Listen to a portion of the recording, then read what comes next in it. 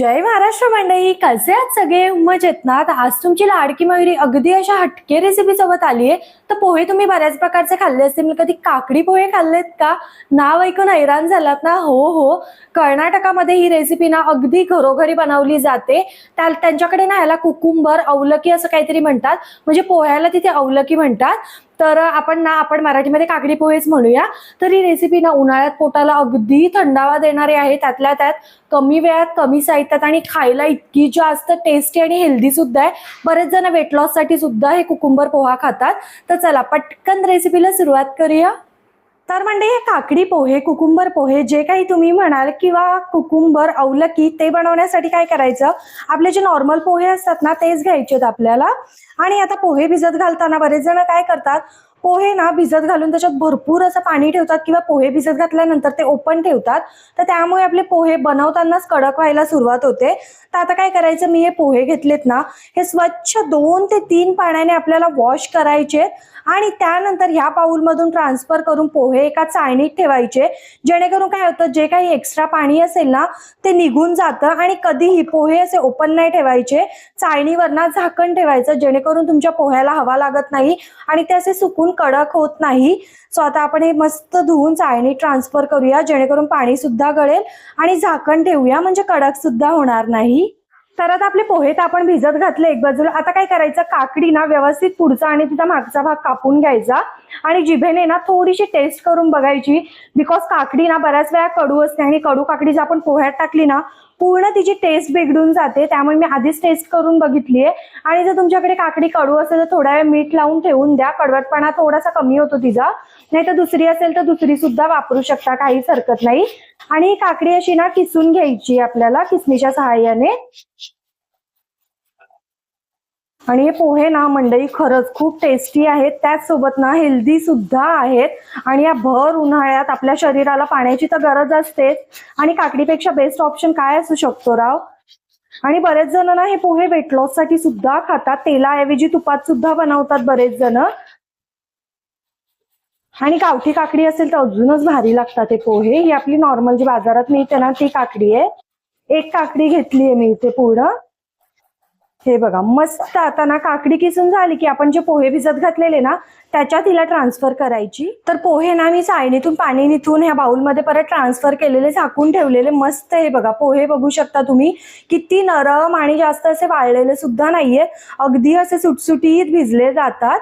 आता काय करायचं, आपण जी काकडी किसून घेतलेली ना ती ह्याच्यामध्ये आपल्याला ट्रान्सफर करायची आहे आणि व्यवस्थित मिक्स करायचंय. तुमच्याकडे ओलं खोबरं असेल ना अवश्य टाका, खूप छान लागतं. पण आता माझ्याकडे नव्हतं त्यामुळे मी ते स्किप केलंय. असेल ना तर नक्की टाका, अजिबात स्किप करू नका. हे बघा हे व्यवस्थित मिक्स करायचं आणि परत झाकण ठेवून बाजूला ठेवून द्यायचंय. तर म्हणजे आता काय करायचं, मस्त अशी मोठी कढई घ्यायची आणि त्यामध्ये अगदी 1-1.5 चमचा इतकं तेल आपल्याला ऍड करायचंय. आणि तेल मस्त कडकडून तापलं की त्यामध्ये ना हे बघा, इथे आता आपलं ना साऊथ पदार्थ म्हटलं की त्यामध्ये डाळीचा वापर हा होतोच होतो, आणि कढीपत्ता आणि हिंग ते अजिबात स्किप करत नाही. सो मी इथे 1 चमचा उडदाची डाळ आणि 1 चमचा चण्याची डाळ घेतली, ते तेलात टाकायचे आणि गॅस आता बारीक करायचे आपल्याला. त्याचसोबत शेंगदाणे घेतले. शेंगदाणे तुम्ही तुमच्या आवडीनुसार कमी जास्त करू शकता. आणि हे सगळे जिन्नस ना बारीक गॅसवरच तळायचेत आपल्याला, जेणेकरून क्रिस्पी सुद्धा होतात आणि करपले सुद्धा जात नाही.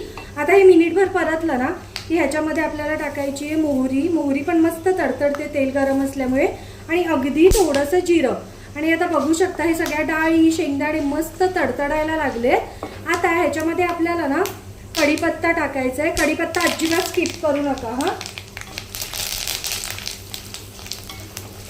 हे बघा व्यवस्थित कढीपत्ता सुद्धा तडतडला की ह्यामध्ये 2 ना हिरवी मिरची टाकायची आपल्याला. त्याचसोबत 2 सुकी लाल मिरची पण टाकायची आहे. आणि आता हे सगळे जिन्नस व्यवस्थित परतून घ्यायचे तेलावर आपल्याला.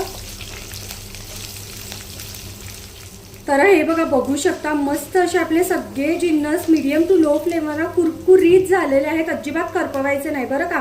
आता काय करायचं, यामध्ये आपल्याला थोडासा हिंग टाकायचा आहे. त्याचसोबत आता हा हिंग ना मस्त असं हे केलं ना, जास्त करपवायचं नाही. आणि आपण जे पोहे आणि काकडी मिक्स केलेलं ना ते ह्याच्यामध्ये टाकायचं आहे.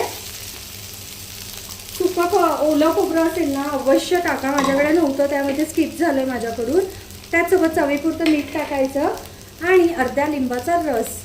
लिंबू टाकल्यामुळे ना असले भारी लागतात नाही पोहे, मस्त असे चटपटीत आणि टेस्ट खरंच खूप छान लागते. सगळं मस्त अर्ध ना लिंबू टाकायचं आहे पिळून आपल्याला.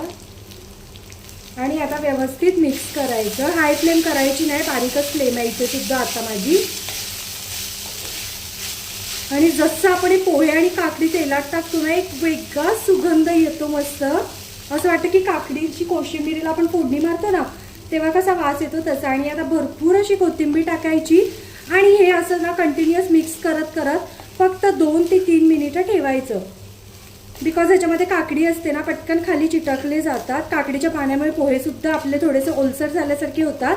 त्यामुळे हाय किंवा मीडियम फ्लेम केली ना ते खाली चिटकलं जातं. त्यामुळे ना लो फ्लेम करूनच अगदी हलवत हलवत नाही ह्याला मस्त 2 ते 3 मिनिटं परतून सर्विंग प्लेटमध्ये काढून घ्यायचे. मंडळी अगदी कमी वेळात आणि कमी साहित्यात आपले काकडीचे पोहे, ज्याला तुम्ही कुकुंबर पोहे, कुकुंबर औलिका असं काहीही म्हणू शकता. हे बघा कसले भारी दिसतात राव. आणि टेस्टला सुद्धा तितकेच छान लागतात. त्याचसोबत हेल्दी सुद्धा आहेत. बरेच जण ही रेसिपी ना वेट लॉस साठी सुद्धा खातात. आणि खरंच सुगंध इतका छान सुटलाय ना आणि खरंच अगदी झटपट होते. आपण नॉर्मल पोह्यांमध्ये कसं हळद, कांदा वगैरे सगळं टाकतो तसं ह्याच्यामध्ये इतकं काही टाकावं पण लागत नाही. हा मात्र डाळी, कढीपत्ता स्किप करू नका, खूप छान टेस्ट येते त्याने. हे बघा ना कसले भारी दिसतायत राव. एकदा नक्की ट्राय करून बघा आणि व्हिडिओ आवडला तर लाईक करा, चॅनलला सबस्क्राईब करा. भेटत राहीन अशाच नवनवीन व्हिडिओ सोबत. Till then bye guys. खात राहा, मजेत राहा.